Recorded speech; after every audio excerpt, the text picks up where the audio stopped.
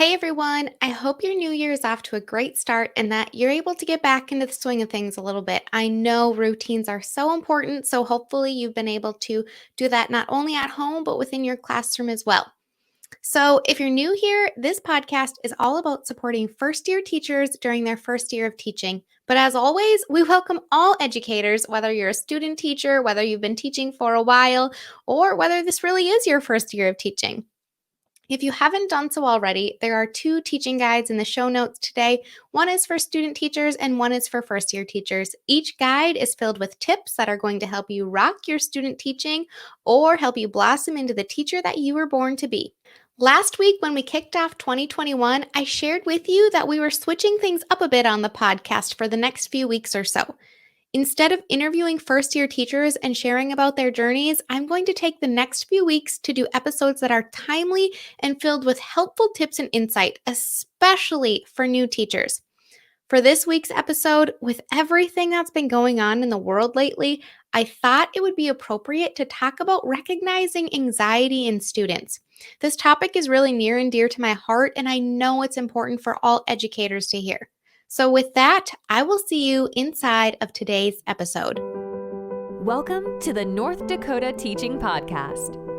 Whether you're a first-year teacher, veteran teacher, or just a mom trying to gain some new insights, you are right where you are meant to be. Kayla Durkin, founder of the Blossoming Teacher course, is passionate about helping new teachers blossom into the teacher they were born to be. Kayla wants to help inspire teachers to be their best self, whether that means sharing about personal or professional development, self-care, or the latest and most effective teaching strategies. Through this podcast, you will hear from real teachers sharing their stories about teaching, all with one main goal in mind: to be able to make an impact and help other teachers blossom. And with that, here is your host, Kayla Durkin. Hey everyone, welcome back. As I mentioned just a bit ago, today we are going to be discussing some of the signs of anxiety in students. Before we get started though, I just wanted to take a few minutes and to have us do some reflecting. Over the next few minutes, I'm going to ask you a series of questions. So if you have a paper and pencil nearby, you should definitely grab it. I want you to be able to look back on your answers when we're done so that you can reflect on them.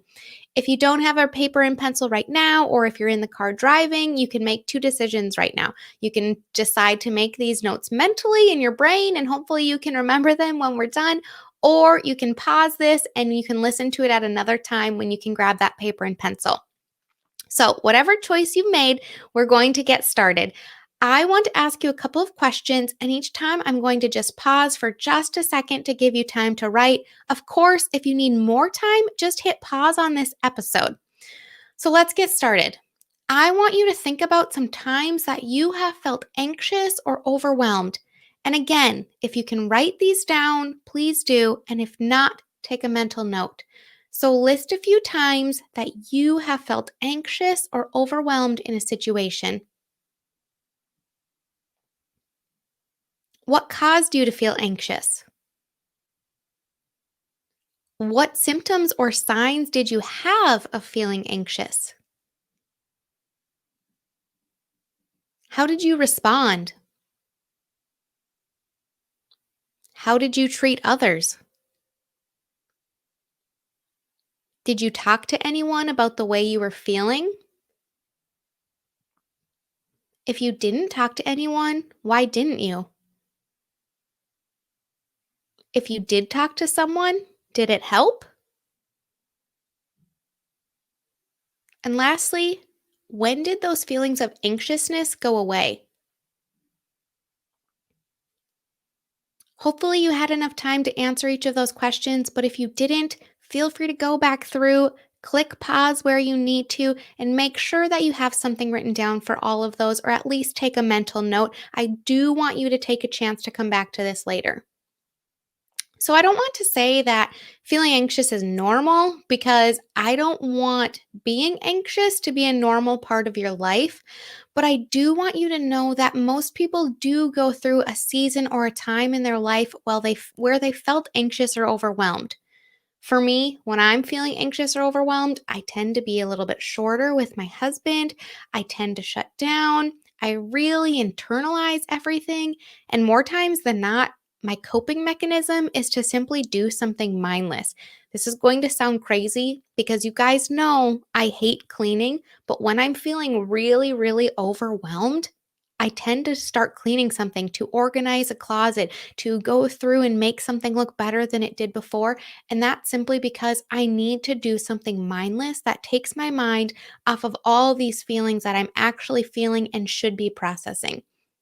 Sometimes, though, I just have to lay there and watch TV. I can't even read a book or anything because the feelings are just so strong and honestly just so overwhelming.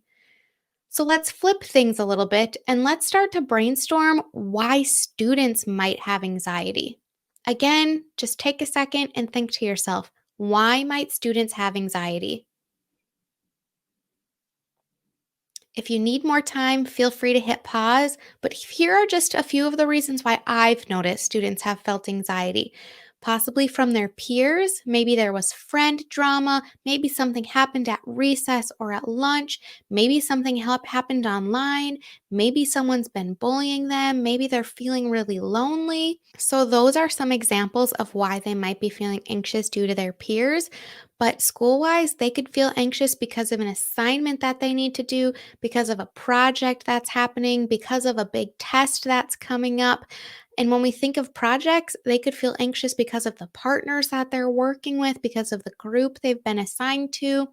They might feel anxious because of their appearance.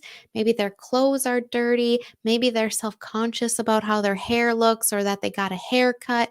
Maybe they have some acne. Maybe they were made fun of because of something. There are so many reasons of why they could feel anxious due to their appearance. Maybe they're just feeling anxious because they're a perfectionist. Maybe they feel like things need to be perfect and they don't want to present something or they don't want to do something until it's absolutely perfect. But as we all know, another big reason that we might see anxiety in our students is because of their home life. Maybe there's abuse going on at home. Maybe their parents or their guardians are doing drugs or alcohol. Maybe they have divorced parents. Their parents are getting a divorce. Maybe one of their divorced parents is coming to town for the weekend, or they need to go stay with that parent for the weekend and they don't have a good relationship with them. Maybe a parent is back in town, or maybe a parent's away on a business trip and they're staying with someone they're not used to. There are so many reasons why home life could cause anxiety in students as well, aside from things that are going on within the classroom every single day. Now, thinking back to some of these examples of why our students might be feeling anxious, I want you to think about what types of behaviors have they displayed when they've been anxious.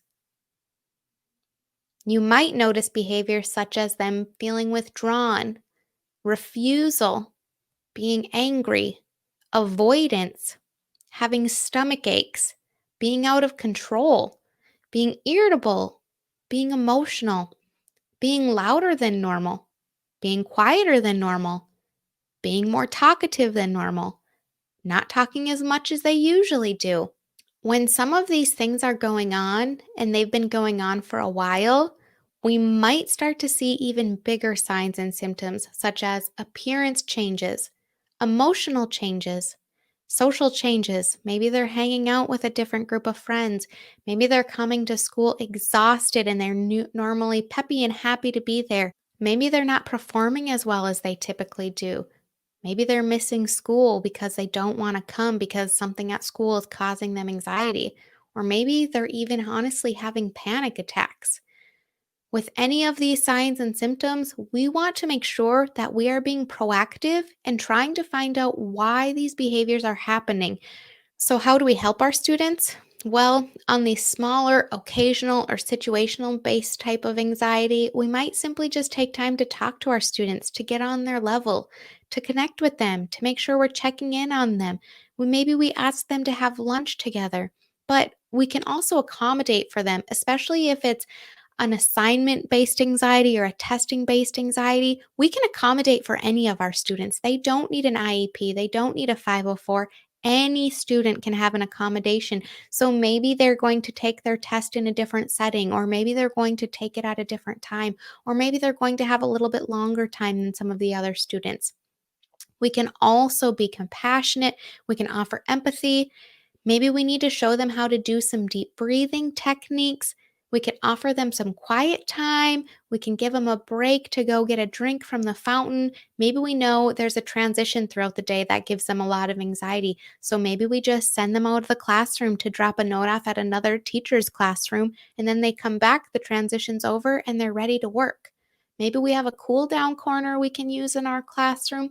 These are just some small things that we can do every single day that are going to help with those daily anxious and overwhelming feelings that we're seeing within our students.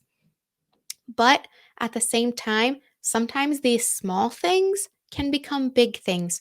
So we always want to make sure that we are documenting, that we're seeking support from admin or counselors, OTs, special ed, our psych department, whoever we can talk to so that we can get some insight on them, especially when we are first year teachers.